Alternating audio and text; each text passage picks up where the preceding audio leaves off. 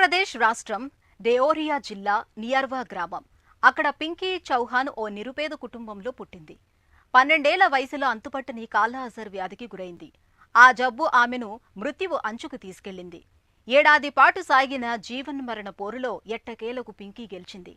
మృత్యుంజయిగా మారింది. అయితే మరెవ్వరికీ తన లాంటి దురవస్థ రాకూడదని నిశ్చయించి పల్లె పల్లెలో కాలాఅజర్ వ్యాధిపై ఆమె ప్రచార భేరి మోగించింది. 7 ఏళ్లుగా అవగాహన కలిగిస్తోంది.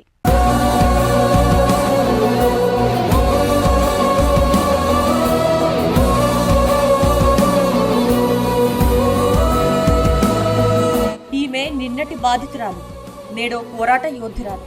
పేరు పింకీ చౌహాన్. ఉత్తరప్రదేశ్ రాష్ట్రం డియోరియా జిల్లా నేర్వ గ్రామం. పాఠాలు చెబుతోంది కానీ ఉపాధ్యాయురాలు కాదు. కానీ ఆమె మాట్లాడితే క్లాస్. అదే పింకీ క్లాస్. కాలాఅజర్ అనే ప్రాణాంతక వ్యాధి నుంచి క్షేమంగా బయటపడింది. తనకే అవగాహన లేని జబ్బు ఓ సీజన్లో పల్లెలపై విరుచుకు పడుతుంటే ప్రేక్షక పాత్ర వహించలేకపోయింది. జనంలోకి దూసుకు వెళ్లింది. ప్రభంజనమైంది.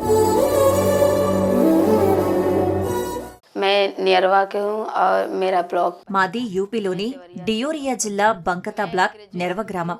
గ్రాడ్యుయేషన్ పూర్తి చేశాను. మా పరిధిలో ఎందరో కాలాఅజర్ రోగులున్నారు. వీరికి అవగాహన కోసం నెల నెలా జగదీష్పూర్లో శిక్షణ ఇస్తుంటాం. నిర్ణీత వ్యవధిలో ప్రజల్లో ఎలా అవగాహన కలిగించాలో ప్రణాళిక తయారు చేస్తాం. శాండ్ ఫ్లై కీటకాల్లో ఫ్లైబోటోమైన్ శాండ్ ఫ్లై ఒక వ్యాప్తి కారకం. लोग जागरूक करेंगे कि ज्यादातर लोग जागरूक होंगे बीमारी के प्रति. 12 వయసులో ఆమె జీవన గమనాన్ని మార్చిన మరో సంఘటన రూపుదిద్దుకుంది. 2015లో పింకీకి కాలాఅజర్ వ్యాధి వచ్చింది. దీన్ని బ్లాక్ ఫీవర్ అని కూడా అంటారు. పరాన్నజీవి లీష్మానియా దోనోవాని వల్ల సోకుతుంది. ఫ్లెబటోమైన్ అనే శాండ్ ఫ్లై కాటు ఓ కారకంగా పరిశోధనలు తేల్చాయి. ఉష్ణమండల లేదా ఉప ఉష్ణమండల ప్రాంతాల్లో ఈ శాండ్ ఫ్లై సూక్ష్మ దర్శినికి కనబడుతుంది. ఈశాన్య ఉత్తరప్రదేశ్ లో ఎక్కువ. కాలాఅజర్ వచ్చినప్పుడు పింకీకి తొలుత తీవ్ర జ్వరం వచ్చేది. బాగా బరువు తగ్గిపోయింది. బలహీనంగా మారింది.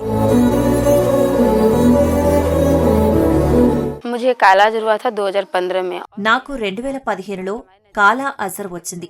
కుషీనగర్ జిల్లా ప్రభుత్వాసుపత్రిలో చికిత్స పొందాను. సరే, వ్యాధిపై గెలిచాను. ఇప్పుడు ఆరోగ్యంగానే ఉన్నాను. అయితే ప్రజలకు ఇంకా కాలాఅజర్పై అవగాహన లేనేలేదు. అందువల్ల నేను వ్యాధిపై అవగాహన కల్పించేందుకు ఏర్పాటైన విముక్త రోగుల వ్యవస్థలో భాగస్వామినయ్యాను. పింకీకి అంత త్వరగా ఏమీ తగ్గిపోలేదు. కుటుంబ సభ్యులకు ఆమె పరిస్థితి ఒక మిస్టరీగా మారింది. కొన్ని వారాల తర్వాత తనకు ఆరోగ్య సంరక్షణ కేంద్రంలో RK39 ర్యాపిడ్ డయాగ్నోస్టిక్ పరీక్షతో నిర్ధారించారు. సరైన చికిత్సకు మార్గం చూపిన పరీక్ష అది. కానీ కోలుకోవడానికి చాలా కాలం పట్టింది. కాలాఅజర్ పింకీని శారీరకంగానూ ఇబ్బంది పెట్టింది.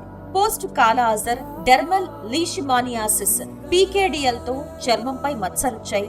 వ్యాధి దశలో ఈ ద్వితీయ దశ సంగతి ఏంటో చూడాలని ఆమె మరింత పట్టుదలగా యత్నించారు. ఆమె సంకల్పం మరింత బలపడింది.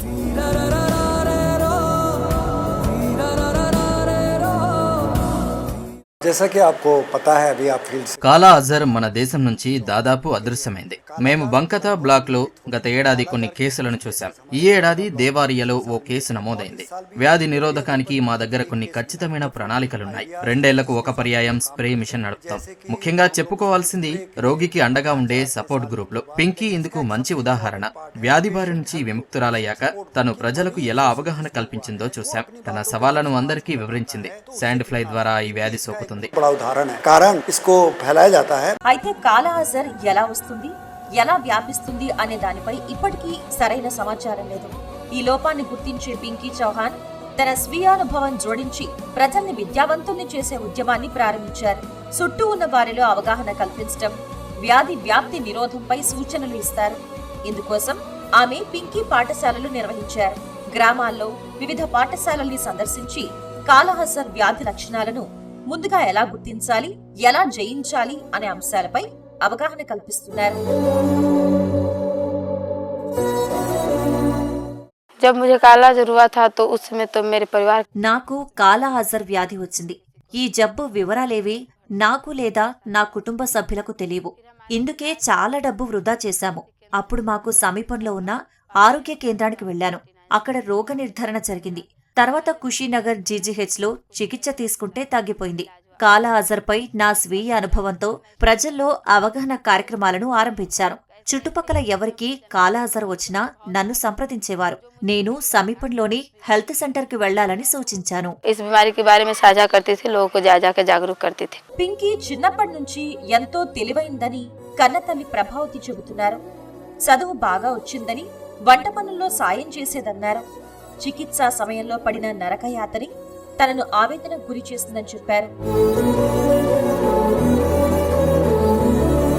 लड़की ठीक बड़ी हमनी के మా అమ్మాయి మాకు ఎప్పుడూ గొప్పే. తను ఇంకా చదివి దేశానికి సేవ చేస్తుందని భావిస్తున్నాం. వంట చేస్తుంది, పశుపోషణ నిర్వహణలో సమర్థురాలు. పింకీ అనారోగ్యంతో ఉండగా ఎంతో ఆందోళన చెందాం. ఎందుకంటే ఆ జబ్బు గురించి మాకేమీ తెలియదు. లాభం లేదని ప్రభుత్వ ఆసుపత్రికి తీసుకెళ్లాం. మాయదారి జబ్బు వచ్చిందని మాకు అప్పటికీ గాని తెలియలేదు.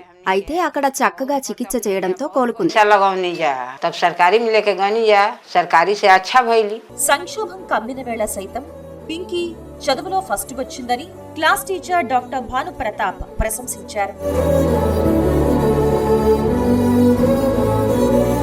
ये हम लोग के लिए बहुत गर्व का विषय है कि పింకీ లాంటి విద్యార్థిని ఈ స్కూల్లో చదవడం మాకెంతో గర్వకారణం. ఉన్నత విద్యను తనిక్కడే పూర్తి చేసింది. దురదృష్టవశాత్తు కాలా అజర్ వ్యాధి వచ్చింది. అయితేనే దృఢ సంకల్పంతో నిలిచింది. ఆ సంకల్ప బలమే వ్యాధితో పోరాడేలా చేసింది. ఆ పట్టుదలతోనే చదువు కొనసాగించింది. సవాళ్లను కూడా తను అధిగమించింది. అదే సమయంలో ఎందరెందరో కాలా అజర్ బారిన పడడం చూసింది. అప్పటికీ ప్రజల్లో అసలే అవగాహన లేని ఈ వ్యాధిపై వారిలో అవగాహన తేవాలని నిశ్చయించింది. बीमारी से बहुत लोग ग्रसित हैं। పింకీ కథ కేవలం ఓ వ్యాధిని జయించిన విజేత కథగానే చూడకూడదు. తను అంధకారంలో ఆశాదీపం. ఇది ఎవరి ఆరోగ్య పరిరక్షణకు వారే చొరవ తీసుకోవాలి అన్న స్ఫూర్తిని నింపే కథ.